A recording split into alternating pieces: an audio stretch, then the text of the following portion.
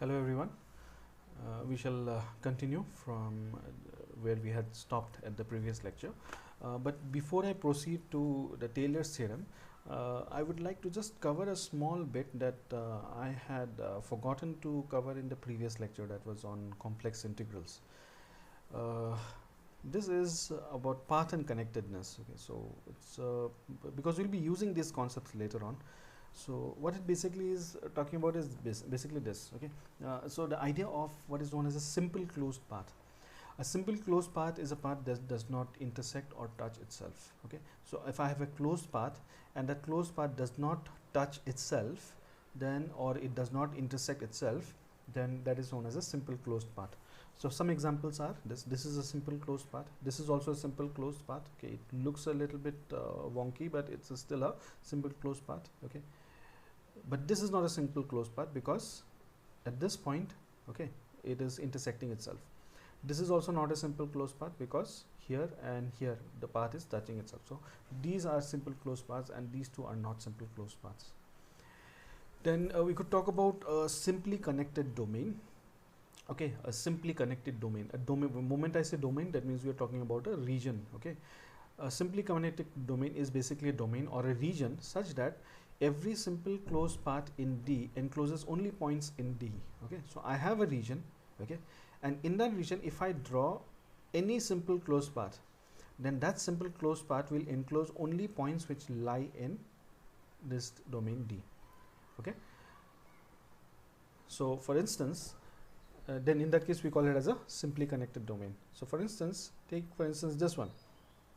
Okay, so this is a simply connected domain because let's say I take a start from here, okay, and I go all the way like this and then go around and then come back to a starting point. I have basically created a simple closed path, and you see that the simple closed path, it contains only the points which lies inside this domain. So that's a simply connected domain. So same thing here also. Okay, but this is not a simply connected domain. Why is that so? Okay, I could draw a simple closed path here, and this simple closed path will contain points only from this domain. But what if I take a simple closed path that goes around like this? Okay, so that simple closed path will also contain this hole, so to speak, and this hole, the interior of the hole, it contains points which does not lie on the domain. So if I take a simple closed path like this, that will contain not only points from the domain D, it will also contain points from outside the domain D. Then we say that this is not a simply connected domain. We call this as a doubly connected domain, and this is known as a triply connected domain. So what is a double, triple connected domain? So in general we could call it as a p-fold connectedness. This is a two-fold connected domain. This is a three-fold connected domain. Fold connected domain is a bounded domain D whose boundary contains of p close connected sets without common points. So in other words, if you want to know what is the what fold connectedness does a domain have, just see how many boundaries does it have. Okay, so it has got one outer boundary, one inner boundary, two boundaries. So it is a doubly connected domain, two-fold connectedness. This has got one outer boundary and two inner boundaries. Okay, so two inner boundaries plus one outer, and total number of boundaries are 3. So this is a three-fold connected domain or a triply connected domain. Or another way to look at it is you look at the number of holes here. Okay, the connectedness of that domain will be just number of holes plus 1. So this has got one hole, 1 plus 1. It's a two-fold connected domain or doubly connected. Here there are two holes, 2 plus 1. It's a triply connected domain. Okay, so that's a p-fold connectedness. Okay, so now now coming to the Cauchy integral theorem in a multiply connected domain. Okay, so now this is a multiply connected domain which has got two holes here. So this is the outer boundary, outer contour is C, then the inner two boundaries, one is C1 and one is C2.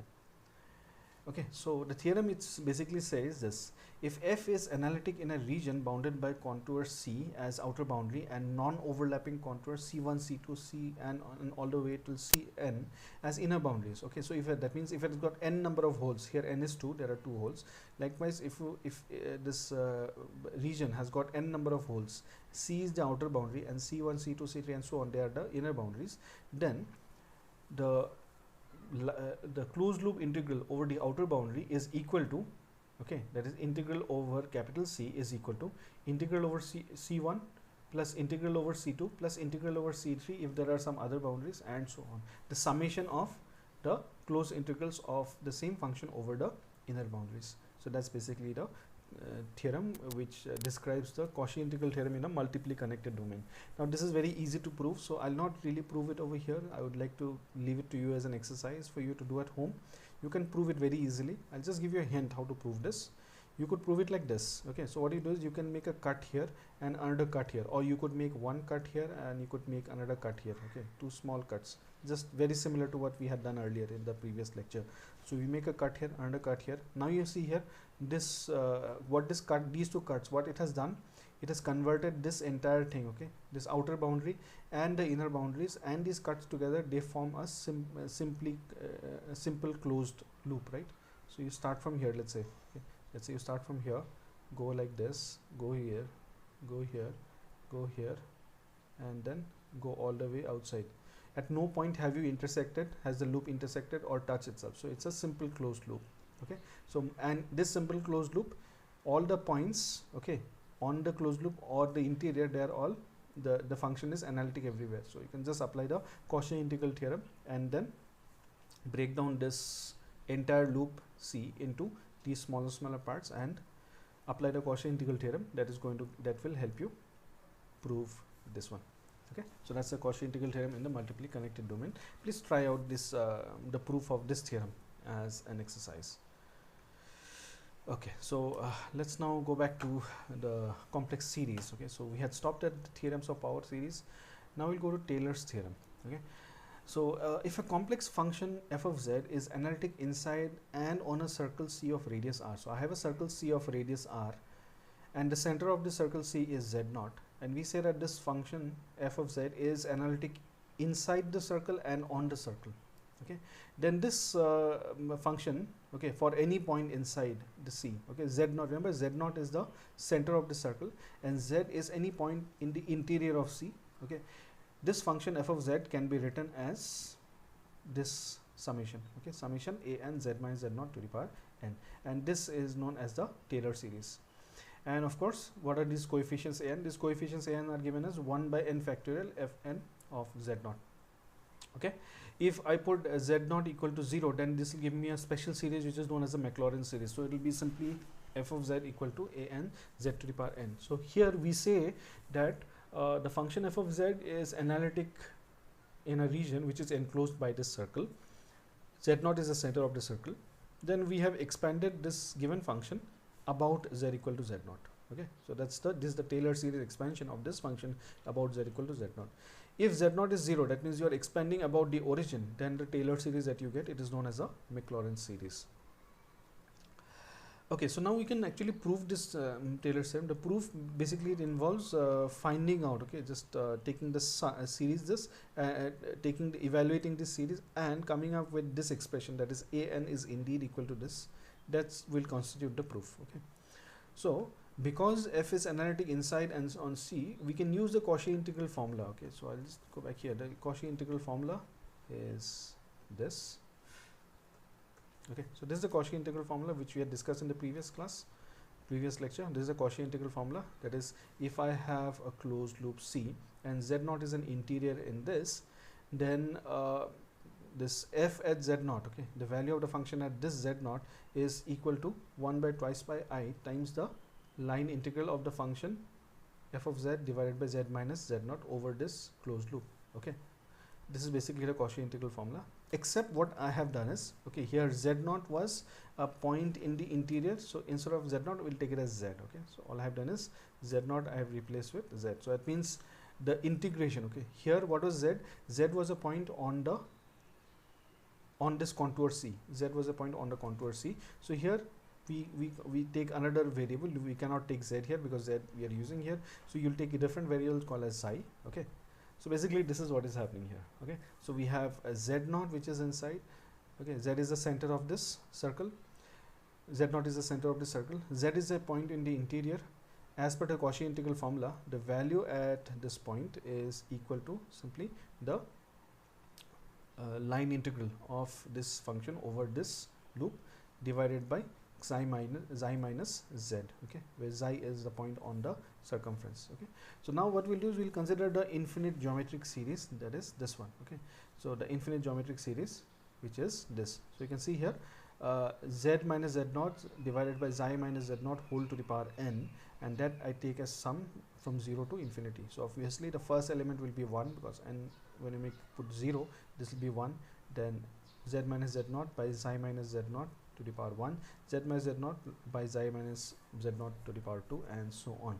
Now consider this infinite geometric series. Okay. So in this case, in any geometric series, we have two quantities. Okay, one is the first element, that is a. Another one is a common ratio in a geometric series. You just recall your courses in arithmetic and geometric series, your basic maths courses.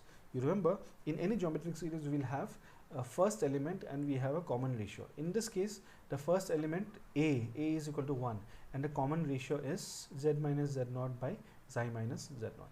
Okay, so here this quantity z minus z naught will be less than xi minus z naught. You can actually see from here, from this diagram. Okay, what is z minus z naught? Z minus z naught, modulus z minus z naught is basically the distance between these 2 points. Modulus z minus z naught is this distance. Modulus xi minus z naught is this distance. And as you can see, since z lies inside and xi lies on the circumference, therefore this distance will always be less than this distance. So z minus z naught modulus will be less than modulus of xi minus z naught.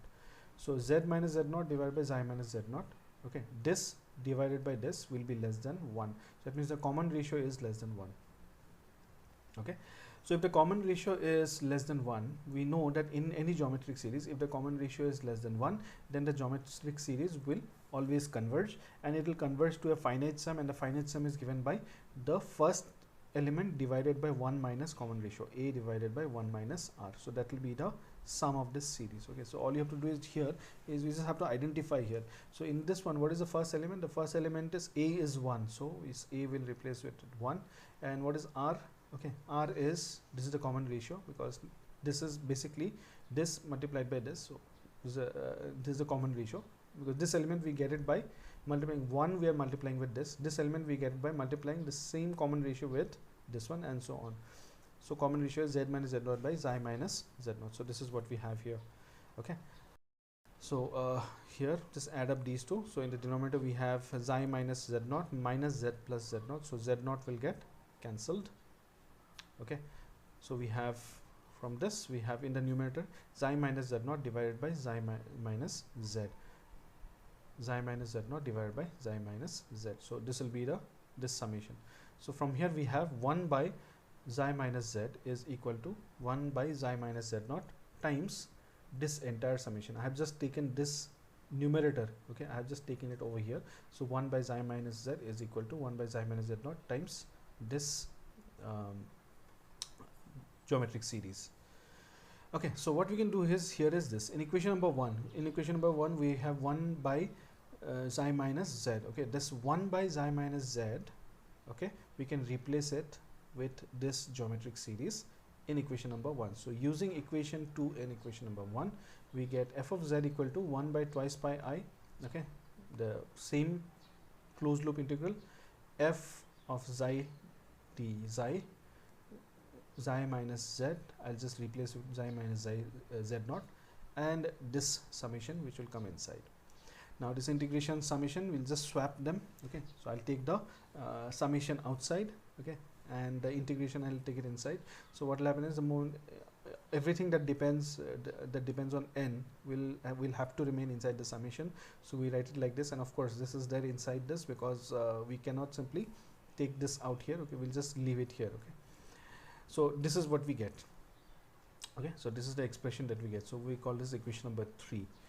Now from the generalized Cauchy integral formula, okay, the generalized Cauchy integral formula is here, I guess,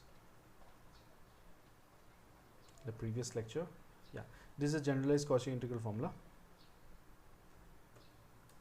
What the generalized Cauchy integral formula says is, the nth derivative of f, the value of that at z0 is equal to n factorial divided by twice pi I times this one. So you can take this twice pi I divided by n factorial, you can take it this side. So that means that will give us this integral, which is basically the same here, except that I have replaced this z with xi. Okay, so this one denominator we have n plus 1, so here also I have n plus 1. So all you have done is this 2 pi by n factorial, it goes on that side. So f of n z naught. Okay, so from the generalized Cauchy integral formula, this is what we get. So all you need to do is now insert this equation number 4 in equation number 3. So this integral will replace it with this quantity, and the moment you do that, we have 1 by twice pi I, this summation times this entire thing is replaced with twice pi I by n factorial f, the nth derivative of f at z naught. So this twice pi I will get cancelled. Okay, and as a result we'll just collect this 1 by n factorial. So 1 by n factorial nth derivative of f at z naught times z minus z naught to the power n. Okay, so this is your f of z. If you recall, this is exactly how we had defined this a n. So if you call this as your a n, so this will give us the Taylor series expansion. So that's basically the proof of the Taylor's theorem. Okay, so here a n is equal to 1 by n factorial f n derivative of f at z naught. Okay, so now these are some special series. These are basically all of these are Maclaurin series. As you can see here, they are just simply the same as for the real counterparts. All you have to do is the x's, you have to just replace it with z. Okay. Okay, so now let's take an example. Okay, the example is we have to expand f of z equal to 1 by z as a Taylor series over this region. Okay, now examine the region. What is this region? Modulus z minus 2 is less than 2. Okay, so here we are considering a circle. Okay, so this is a moment you say this, you know that we are talking about a circle. This circle, what is the center? Center of the circle is 2, and what is the radius? Radius of the circle is also 2. So imagine a circle whose center is at 2 and whose radius is 2. Okay, so that's the circle that we're talking about here. So here z naught is equal to 2. Okay, and the function is f of z is equal to 1 by z. Okay, so I could always differentiate this. Okay, so when you differentiate 1 by z, you get minus 1 by z square. Differentiate once again, you get 2 by z cube. Differentiate once again, you get the third derivative, which is 6 by z to the power 4. Okay, so now all you have to do is substitute this z naught equal to 2. Now why are we doing this? Because we want to find out these coefficients, this a n coefficients in the Taylor series expansion, and this a n coefficients are 1 by n factorial, the nth derivative, the value of the nth derivative at z naught. So we need to find out the nth derivative and then substitute the value of z naught. So that's what we have done here. We have identified z naught and we have found out the derivatives. Okay, substitute 2 here, 2 here, 2 here. That is going to give us f2 is this, f prime 2 is this, f double prime 2 is this, f triple prime 2 is basically this. So in general, f n is going to be equal to minus 1 to the power n factorial divided by z to the power n plus 1. You can see here there is a alternating plus or minus sign. So plus minus, so that can be taken care by minus 1 to the power n. And you can see here we got this 2. How did we get this 2? This 2 came from this one. And how did you get a 6 here? Because this 6 came because this 3 was multiplied with this 2. Next, what will happen is this is 6 is basically 2 into 3, and then when you differentiate once again, this 4 will also come. So 2 into 3 into 4. So that will give us a 4 factorial. So this is 3 factorial, 2 factorial, 1 factorial, and so on. So that's how you get this n factorial here. So you substitute here also, you substitute z equal to 2. That is going to give us fn at 2 is equal to minus, that is fn at z naught equal to minus 1 to the power n factorial divided by 2 to the power n plus 1. So from here we get the Taylor series expansion, which is basically this. Okay, summation a n z minus z naught to the power n. A n's are this. Okay, of course this n factorial will go because a n is 1 by n factorial into n derivative of f at z naught. So this 1 by n factorial, that is going to consume this one. So only this is going to remain. So n z minus 2 to the power n. So that's the Taylor series expansion of this function. Let's take another example. Okay, so what you have to do is you have to expand this function. Okay, f of z equal to sine z as a Taylor series about z equal to pi by 4, and determine its region of convergence. This is also very similar. All we need to do is we first identify which is z naught. We are expanding about this point, so z naught is equal to pi by 4. This is the original function. Then differentiate it, so you'll get cos minus sine minus cos and so on. Substitute for, instead of z you put pi by 4 here, so you'll get these values. Okay, we don't generally put a root in the denominator, that's why this sine pi by 4 is 1 by root 2, but we are writing as root 2 by 2 in order to prevent avoid writing this root in the denominator. So these are the values that we have here. So the Taylor series expansion will simply be equal to root 2 by 2, okay, times 1 plus z minus pi by 4. Okay, so these are your a n's, okay, because you have to divide by the factorial, okay, 2 factorial, 3 factorial and so on. So an, all of them are having the same value, root 2 by 2, so that's why I've taken the root 2 common. So by n factorial times z minus z naught to the power n. So that's the Taylor series expansion. Okay, another example. Okay, so in the same example, what we need to do is we need to find out the region of convergence. Okay, so for region of convergence, what we have is un is basically this, z minus un is z minus pi by 4 whole to the power n by n factorial, and there's a plus or minus. Okay, so when we use the ratio test, what will happen is this plus or minus sign will be of no consequence. The reason is because we are anyway in the ratio test, we are anyway going to take the modulus. So the plus or minus sign, whether it's plus or minus, is going to give us the same positive value. So this plus or minus sign is of no consequence. So what matters is only this. So un plus 1 by un. Okay, as I take the limit as n tends to infinity, this will be simply, okay, n plus 1. What is n plus 1? Z minus pi by 4 to the power n plus 1 divided by n plus 1 factorial divided by un. Okay, so this will just get swapped over the numerator and denominator. We have n factorial by z minus pi by 4 to the power n. So z minus pi by 4 to the power n, this n will get cancelled here, and then we have n factorial, and n plus 1 factorial can be written as n plus 1 into n factorial. So that will cancel out the n factorial also. So as a result, we will be having z minus pi by 4 by n plus 1. So this is what we'll be left with. Okay, and this will be equal to 0. Why is it 0? Because n is tending towards infinity. The denominator is blowing up, so as a result, this will be infinity. This will be equal to 0. It is finite and it is less than 1. So that means this given function is convergent for all finite values of z. That is, modulus z is less than infinity. Okay, which makes sense because we know that the sine function is convergent everywhere. So it should be, this result is not at all surprising. Okay, so this is an exercise for all the for you to just try out. Okay, just take these functions, find out what are the Taylor series expansions about these points which are mentioned here. Okay. So now next is the Laurent series. So what we'll do is we'll take another break, and then we'll come back and discuss the Laurent series.